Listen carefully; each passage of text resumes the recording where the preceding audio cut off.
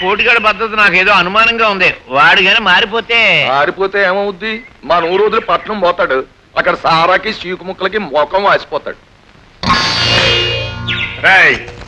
ఏమిట్రా ఇది? మీరు నాకు ఇచ్చిన గెస్ట్ హౌస్ ఊరు వదిలి వెళ్ళిపోతున్నావా?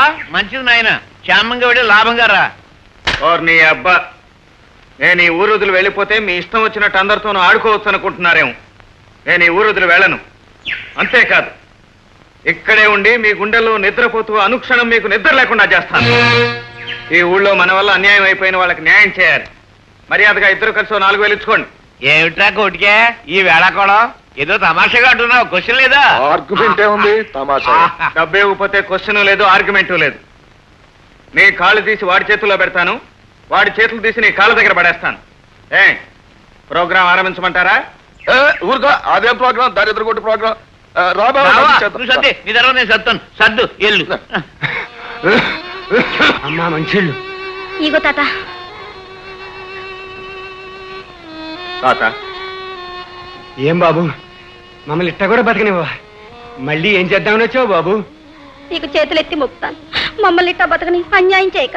నేను వచ్చింది చేసిన తప్పు సర్దిద్దుకోవటానికి. అవిగో ఆ రోజు నేను తోలుకుపోయిన మీ గొడ్లను తీసుకొచ్చి కట్టేశాను బాబు. అంతేకాదు, మీ గుడిసె కూల్చేసి మీకు కలిగించిన నష్టానికి బదులుగా ఈ డబ్బు ఉంచండి. మళ్ళీ గుడిసేసుకోండి. వాళ్ళ వల్ల మీకు ఏ కష్టం రాకుండా నేను చూస్తాను బాబు.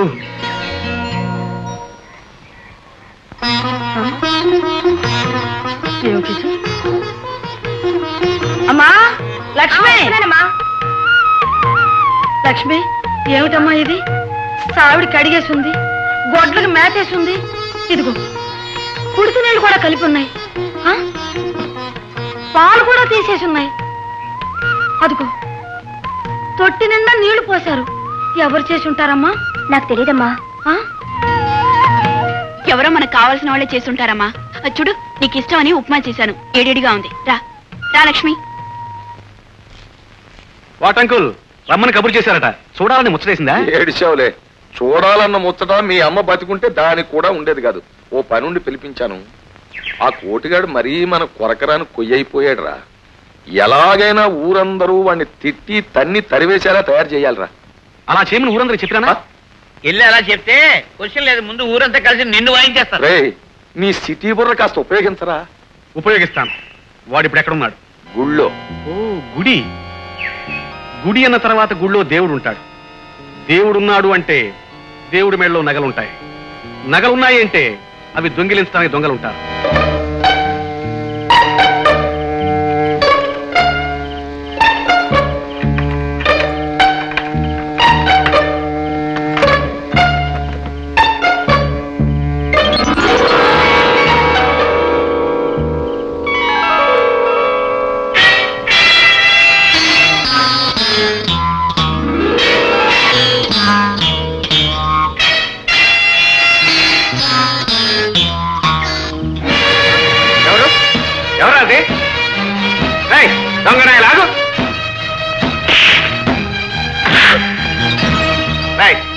ఏంట్రా మూటలు ఏముంది? దొంగ దొంగ రండి, త్వరగా రండి, దొంగ దొరికిపోయాడు. అబ్బా, దొంగతనం నువ్వు చేసి ప్లేట్ మారుస్తావేంట్రా? రండి, త్వరగా రండి, దొంగ దొరికిపోయాడు. ఉండన్నా, ఇదేదో దొంగతనం గొడవలా ఉంది. ఏంట్రా గిరి? మామయ్య వీడు. నర్మయ్, ఆడిని అడగటం కాదు, నన్ను అడుగు, నేను చెబుతాను. చెప్పు. నీ అబ్బా నువ్వు ఊళ్ళో మనుషులను దోచుకుంటుంటే నీ మేనల్లుడు గుళ్ళో దూరి దేవుణ్ణి దోచుకోవడానికి సిద్ధపడ్డాడు. అర్ధరాత్రి గుళ్ళో దూరి దేవుడు నగలన్నీ. మామయ్య అబద్ధం. దొంగతనం వీడు చేసి అరటి మీద వస్తున్నాడు. పట్టణం నుంచి బస్సులు ఎట్టని వస్తుంటే గుళ్ళోంచి మూడతో పారిపోవడం నేను చూశాను. అనుమానించి పడ్డాను. ఒరే నా కొడక, అబద్ధం చెప్పామంటే కాళ్ళు చేతులు తీసేస్తాను, జాగ్రత్త. నోర్మయ్, ఖచ్చితంగా ఈ దొంగతనం చేసింది నువ్వే. దెబ్బలాడుకోకండి. దొంగ ఎవడో తేల్చడానికి పెద్దలు మేమున్నాం ఇక్కడ. వచ్చింది లేదు, ఇద్దరు ఎవడో ఉంటాడు దొంగ. ఆర్గ్యుమెంట్ ఏముంది? కానీ ఇప్పుడు దొంగ ఎవడన్నది కాదు ముఖ్యం. అసలు ఆ నగల మూట ఎక్కడ ఏడో బడి ఉంటుంది చూడండి. నువ్వు కూడా ఇదిగో మూట.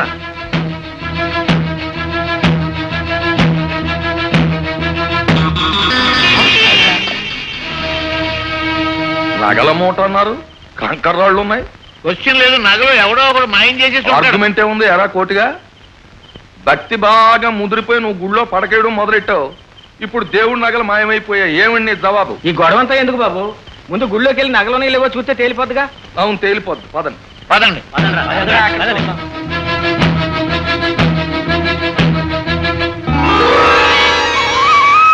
ఎక్కడ ఉండవలసిన వస్తువులు అక్కడే ఉన్నాయి.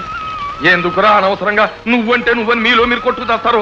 క్వశ్చన్ లేదు, ఎక్కడ ఉండవలసిన అక్కడే ఉన్నాయి. కాకపోతే మనకు నిద్ర లేకుండా చేయడమే వీళ్ళు నిద్ర చేయాలి. కళ్ళలో చూశాను వీడు. నోరు ముయ్యరా యదవకానా. పద పద. ఎవరు? ఆగు. గౌరీ, నువ్వా? ఇంత రాత్రి వేళ ఇక్కడికి ఎందుకు వచ్చావు? నేను రావటం వల్లే నువ్వు నిర్దోషం నిరూపించబడ్డా. ఏమిటి నువ్వు అనేది? నగలు దేవుడికి అలంకరించి మూట్లో రాళ్ళు పెట్టింది నేనే. అంటే జరిగిందంతా నువ్వు చూసావా? చూశాను. మారిన నువ్వు పాపాత్ముల నీడలో నుంచి దేవుడి నీడకు వచ్చావని విన్నాను. అది నిజమో అబద్ధమో తెలుసుకోవడానికి వచ్చాను. ఇక్కడికి వచ్చి జరిగింది చూసిన తర్వాత ఎవరు మంచో ఎవరు చెడో అర్థమైంది.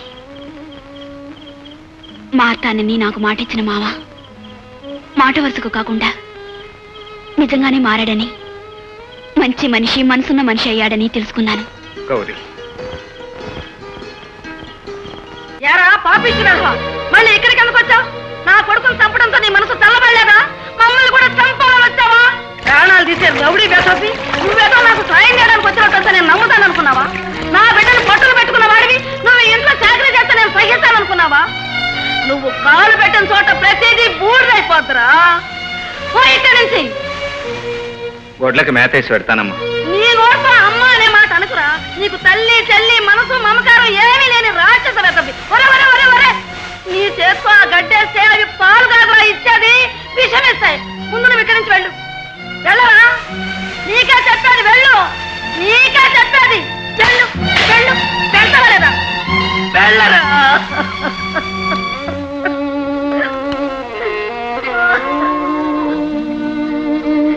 ఏమ్మా ఆపేశావి? కొట్టు.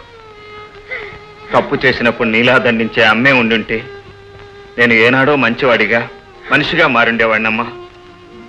కానీ తల్లి అంటే ఏమిటో, తండ్రి అంటే ఏమిటో, అన్న చెల్లి తమ్ముడు అనే బంధాలంటే ఏమిటో తెలియకుండా పెరిగాను. అందుకే మమతానురాగాలు తెలియని రాక్షసున్నయ్యాను. ఒంటరిగా బ్రతికిన నాకు ఒకరి కోసం ఒకరు బ్రతకటంలో ఉండే ఆనందం, ఆ ఒక్కరిలో ఎవరి దూరమైనా కలిగే దుఃఖం, ఈ రెండూ నేను ఎరగనమ్మా. కానీ ఇప్పుడు అర్థమైంది. కొడుకును పోగొట్టుకున్న కన్న తల్లి కడుపుకోతెంతో, అన్నకు దూరమైన చెల్లెలి గుండెమంటెంతో. నేను చేసిన పాపానికి కొంచెమైనా ప్రాయశ్చిత్తం చేసుకుందామని ఇక్కడికి వచ్చి ఈ పనులన్నీ చేస్తున్నాను. మిమ్మల్ని బాధ పెట్టాలని కాదు. నేను ఇదివరకటి కొట్టుకాడిని కానమ్మా, మారి మనిషి అయిన వాణ్ణి. నా కారణంగా మీకు జరిగిన అన్యాయానికి నన్ను కొట్టటమే కాదమ్మా, నీ చేతులతో నన్ను చంపేసినా సంతోషం.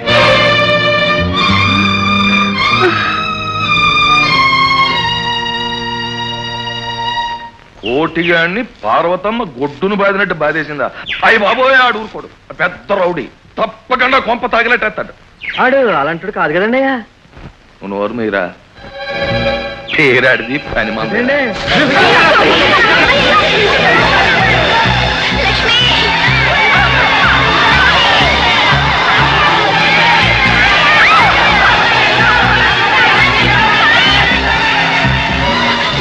లోపల అమ్మ లక్ష్మి వంట నేర్పుతారు.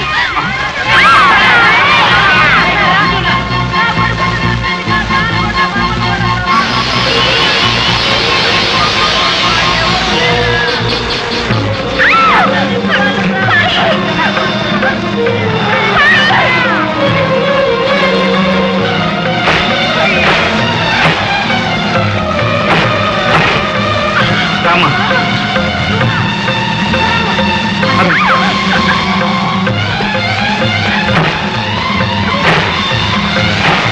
ముందు మీరు పదండి.